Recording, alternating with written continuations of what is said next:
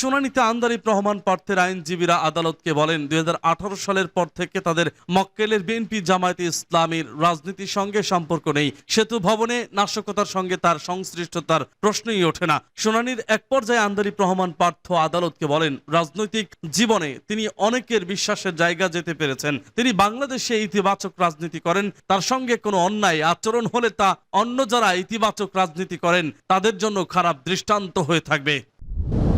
Curfew নিয়ে নতুন সিদ্ধান্ত। আগামীকাল বুধবার থেকে শনিবার পর্যন্ত ঢাকা সহ 4 জেলায় সকাল 7টা থেকে রাত 8টা পর্যন্ত কারফিউ শিথিল থাকার কথা জানিয়েছেন স্বরাষ্ট্রমন্ত্রী আসাদুজ্জামান খান কামাল। মঙ্গলবার সন্ধ্যা 6:45টায় সচিবালয়ে ব্রিফিংয়ে এ তথ্য জানান তিনি। স্বরাষ্ট্রমন্ত্রী বলেন কারফিউ শিথিলের এই সিদ্ধান্ত ঢাকা, নারায়ণগঞ্জ, গাজীপুর ও নরসিংদী জেলায় কার্যকর হবে। অন্য জেলাগুলোতে স্থানীয় প্রশাসন এ বিষয়ে সিদ্ধান্ত নেবে। এর আগে বিকেলে স্বরাষ্ট্রমন্ত্রী আসাদুজ্জামান খানের সভাপতিত্বে বৈঠকে আইনমন্ত্রী আনিসুল হক, শিল্পমন্ত্রী নুরুল মজিদ, মাহমুদ হুমায়ুন, শিক্ষামন্ত্রী মহিবুল হাসান চৌধুরী, তথ্য ও সম্প্রচার প্রতিমন্ত্রী মোহাম্মদ আলী আরাফাত, শ্রম ও কর্মসংস্থান প্রতিমন্ত্রী মোহাম্মদ নজরুল ইসলাম চৌধুরী এবং ডাক, টেলিযোগাযোগ ও তথ্য প্রযুক্তি প্রতিমন্ত্রী জোনায়েদ আহমেদ পলক বৈঠক করেন।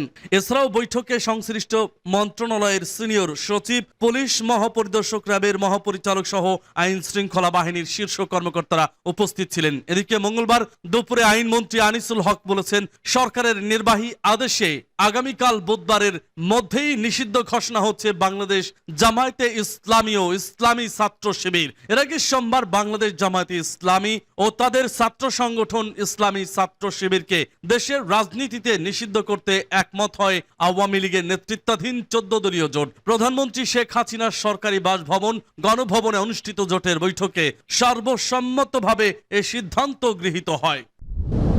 14 দলের বৈঠকে হারুনের কঠোর সমালোচনা। কোটা সংস্কার আন্দোলনের 6 সমন্বয়ককে গোয়েন্দা পুলিশের কার্যালয়ে খাওয়ানোর পর সেই ছবি সামাজিক যোগাযোগ মাধ্যমে প্রকাশের বিষয়ে উৎসাহ প্রকাশ করে বিষয়টিকে জাতির সঙ্গে মস্করা বলে মন্তব্য করেছেন হাইকোর্ট। সোমবার রাষ্ট্রপক্ষকে উদ্দেশ্য করে বিচারপতি মোস্তফা জামান ইসলাম ও বিচারপতি এস.এম. মাসুদ হোসেন দোলনের হাইকোর্ট বেঞ্চ এ মন্তব্য করেন।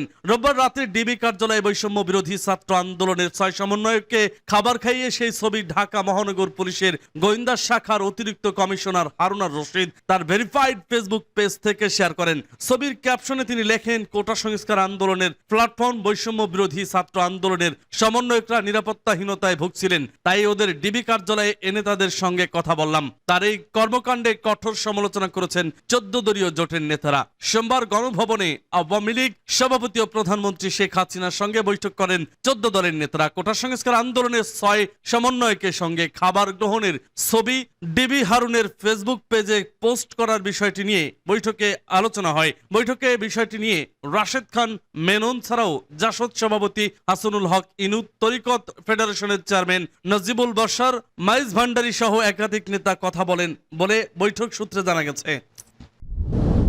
জরুরি বৈঠকে 7 মন্ত্রী, প্রতিমন্ত্রী সহ আইন শৃঙ্খলা বাহিনীর প্রধানরা দেশের সার্বিক আইন শৃঙ্খলা পরিস্থিতি, কারফিউ, জামায়াত শিবির নিষিদ্ধ, চলমান বৈষম্য বিরোধী কোটা সংস্কার আন্দোলন সহ গুরুত্বপূর্ণ কয়েকটি বিষয়ে সিদ্ধান্ত নিতে আলোচনায় বসেছে সরকারের 7 মন্ত্রী, 4 সচিব এবং আইন শৃঙ্খলা রক্ষাকারী বাহিনীর প্রধানরা। আজ মঙ্গলবার বিকাল 3টার দিকে স্বরাষ্ট্র মন্ত্রণালয়ের সভাকক্ষে এ আলোচনা সভায় বসেন তারা। স্বরাষ্ট্রমন্ত্রী আসাদুজ্জামান খানের সভাপতিত্বে বৈঠকে আইনমন্ত্রী আনিসুল হক, শিল্পমন্ত্রী নুরুল মজিদ, মাহমুদ হুমায়ুন, শিক্ষামন্ত্রী মহিবুল হাসান চৌধুরী, তথ্য সম্প্রচার প্রতিমন্ত্রী মোহাম্মদ আলী আরাফাত, শ্রম ও কর্মসংস্থান প্রতিমন্ত্রী মোহাম্মদ নজরুল ইসলাম চৌধুরী এবং ডাক, টেলিযোগাযোগ ও তথ্য প্রযুক্তি প্রতিমন্ত্রী জোনায়েদ আহমেদ পলক উপস্থিত রয়েছেন। এছাড়া বৈঠকে পররাষ্ট্র সচিব, বাণিজ্য সচিব, স্বরাষ্ট্র মন্ত্রণালয়ের